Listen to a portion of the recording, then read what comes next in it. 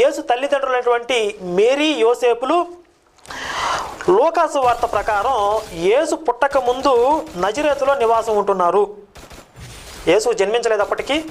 వీళ్ళిద్దరూ యేసు తల్లిదండ్రులు నజరేతులో నివాసం ఉంటున్నారు. అప్పుడు మేరీ గర్భవతి అయ్యింది. ఆ రోజుల్లో ప్రజా సంఖ్య అంటే జనాభా లెక్కలు రాయవలెనని కైసరు చక్రవర్తి ఆజ్ఞ ఇచ్చినందున ఆ సంఖ్యలో రాయబడుటకు యోసేపు మేరీతో కూడా నజరేతు నుండి బెత్లెహేం అనే ఊరికి వెళతాడు. వారు అక్కడ ఉన్నప్పుడు మేరీకి ప్రసవం జరుగుతుంది. అక్కడ సత్రంలో వారికి స్థలం లేకపోవడం వల్ల యేసుని పొత్తిగుడ్డలతో చుట్టి పశువుల తొట్టిలో పరుండబెడతారు. పశువుల తొట్టిలో పరుండబెడతారు అనే వాక్యాన్ని అండర్లైన్ చేసుకోండి.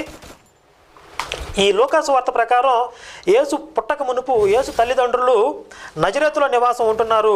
అప్పుడు మేరీ గర్భవతి అయింది.